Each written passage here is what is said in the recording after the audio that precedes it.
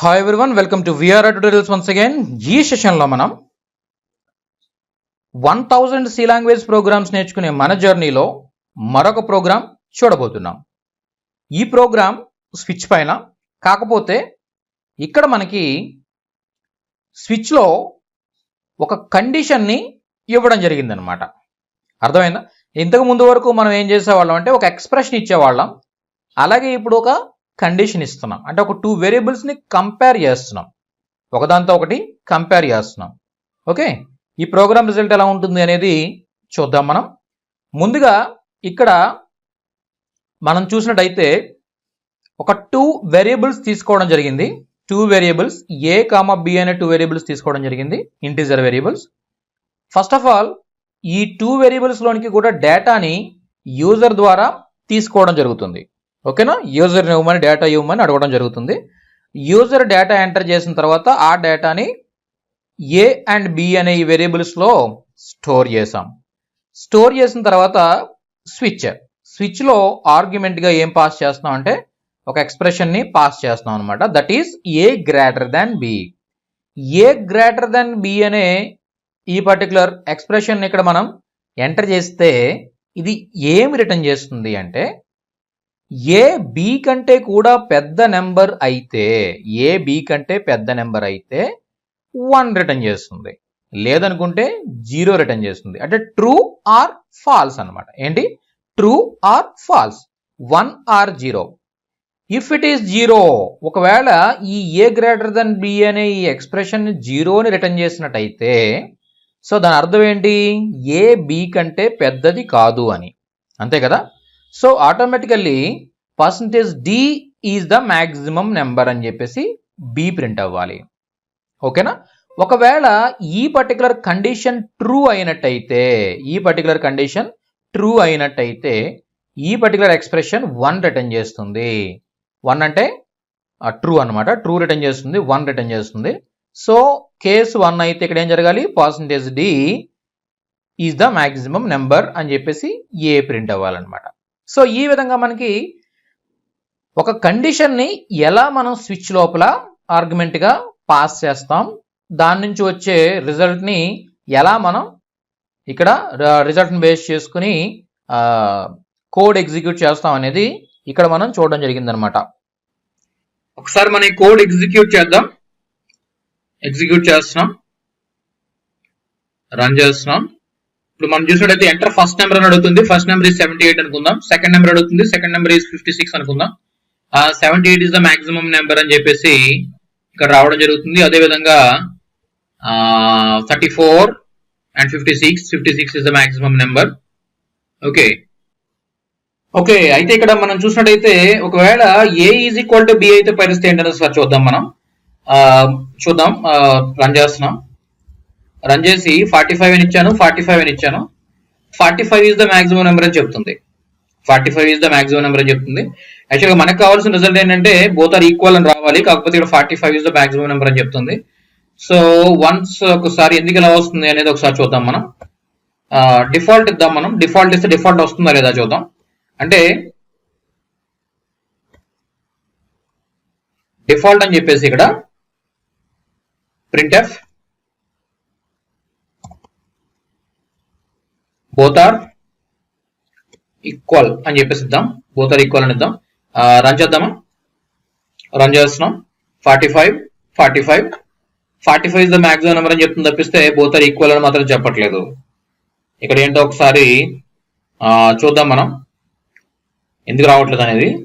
ముందుగా ఇక్కడ ఏ greater than B అని ఇచ్చినప్పుడు, ఏ గ్రేటర్ దెన్ బి అని ఇచ్చినప్పుడు ఇది అసలు ఏం ప్రింట్ చేస్తుంది అంటే ఏమి వస్తుంది అనేది చూద్దాం మనం ఒకసారి.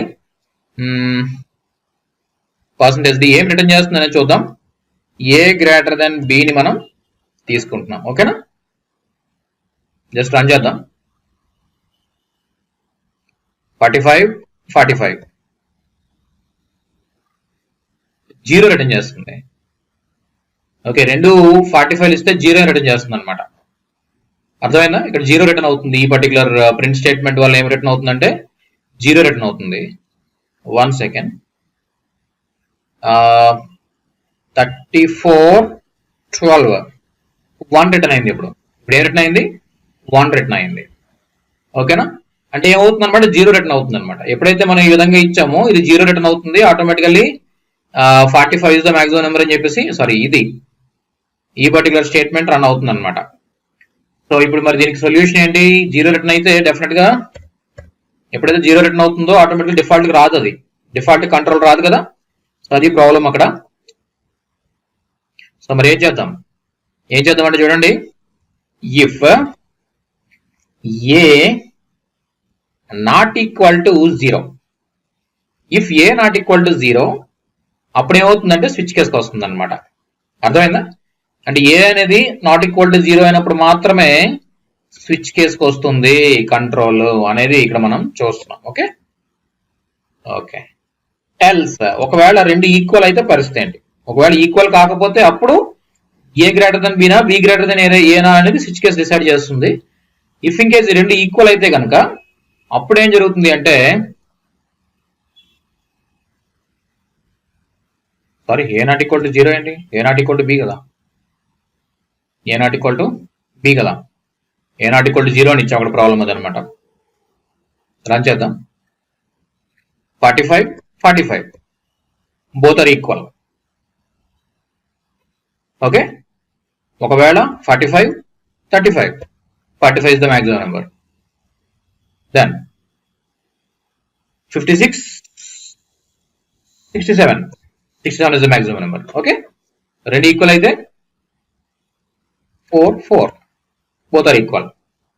అర్థమైందా? ఈ విధంగా మనం స్విచ్ కేస్ యూజ్ చేసి స్విచ్ కేస్ లో ఒక ఎక్స్ప్రెషన్ ఎలా ఇస్తాం అనేది మనం ఇక్కడ చూడడం జరిగింది. అంటే ఒక కంపేర్ టూ వేరియబుల్స్ ఎలా కంపేర్ చేస్తాం, కంపేర్ చేసిన తర్వాత ఒకవేళ ట్రూ రిటర్న్ అయితే ఏం చేయాలి, ఫాల్స్ రిటర్న్ అయితే ఏం చేయాలి, అంటే 0 రిటర్న్ అయితే ఏం చేయాలి, 1 రిటర్న్ అయితే ఏం చేయాలి అనేది ఇక్కడ డెసిషన్ తీసుకోవడానికి మనం ఈ స్విచ్ కేస్ ని యూజ్ చేయడం జరిగింది. యాజ్ వెల్ యాజ్ ఒకవేళ రెండు ఈక్వల్ అయితే ఏంటి అనేది ఇక్కడ స్విచ్ కేస్ వల్ల మనకి అది అచీవ్ చేయలేకపోతున్నాం కాబట్టి దానిపైన మనం ఒక ఇఫ్ కండిషన్ తీసుకోవడం జరిగింది అనమాట.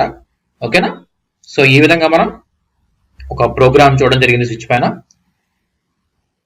ఇన్ని డిఫరెంట్ ప్రోగ్రామ్స్ మీకు ఎక్కడ కూడా ఏదైనా ఒక సైట్ లో కానీ ఉండలేదు, ఏదైనా ఒక బుక్ లో కానీ మీరు సెర్చ్ చేస్తే ఇన్ని డిఫరెంట్ ఎగ్జాంపుల్స్ ఉండవు జనరల్ గా. ఓకే, అన్ని అంటే ఒక కాన్సెప్ట్ మీద ఎక్కువ ఎగ్జాంపుల్స్ అనమాట. అంటే దాన్ని ఆ పర్టికులర్ స్విచ్ కేసు ఉందంటే అదో కాన్సెప్ట్ సి లాంగ్వేజ్ లో. దీనిపైన ఎన్ని డిఫరెంట్ వేస్ లో ప్రోగ్రామ్స్ రాయగలుగుతాము అనే దానికోసమే మనం ఇక్కడ 1000 ప్రోగ్రామ్లు నేర్చుకుంటున్నాం అనమాట. అర్థమైందా? ఒక్కొక్క టాపిక్ మీద నెంబర్ ఆఫ్ ప్రోగ్రామ్స్ ప్రాక్టీస్ చేస్తే ఇక మీకు ఆ పర్టికులర్ కాన్సెప్ట్ ని ఎలా అయినా మీరు యూజ్ చేయగలుగుతారు అనమాట. ఎలా అయినా కూడా యూజ్ చేయగలుగుతారు. అంటే మనం వీటన్నిటిని కరెక్ట్ గా నేర్చుకున్నట్టయితే ప్రోగ్రామింగ్ లో మిరాకిల్స్ చేయొచ్చు అనమాట. ఓకేనా? దానికోసం ఇన్ని ప్రోగ్రామ్స్ మనం నేర్చుకుంటున్నాం. ఇప్పటి వరకు మనం 46 ప్రోగ్రామ్స్ నేర్చుకున్నాం. ఇంకా మనం 1000 ప్రోగ్రామ్స్ కి చేరుకోవడానికి చాలా ప్రోగ్రామ్స్ నేర్చుకోవాల్సి ఉంది. ఇవన్నీ కూడా మీరు ఈ వీడియోస్ అన్ని కూడా మీరు కంటిన్యూ అవ్వాలనుకున్నట్టయితే ఈ వీడియో యూట్యూబ్ లో చూస్తున్నట్టయితే ఈ వీడియో కింద సబ్స్క్రైబ్ బటన్ ఉంటుంది, సబ్స్క్రైబ్ బటన్ క్లిక్ చేయండి. అదే ఫేస్బుక్ లో చూస్తున్నట్టయితే ఈ పేజ్ ని లైక్ చేయండి. సో అదే విధంగా ఈ వీడియో క్రింద లైక్ బటన్ ఉంటుంది, లైక్ బటన్ క్లిక్ చేయండి. ఇవి 10 మందికి యూజ్ అవుతాయి అనుకున్నప్పుడు షేర్ బటన్ క్లిక్ చేసి అందరికీ ఈ ప్రోగ్రామ్ స్ప్రెడ్ చేయండి. ఇవి అందరికీ ఉపయోగపడతాయి. అంటే ప్రోగ్రామింగ్ ని కష్టంగా ఫీల్ అవుతున్న ప్రతి ఒక్కరికి కూడా ఉపయోగపడతాయి అనమాట. ఓకేనా? Thank you very much.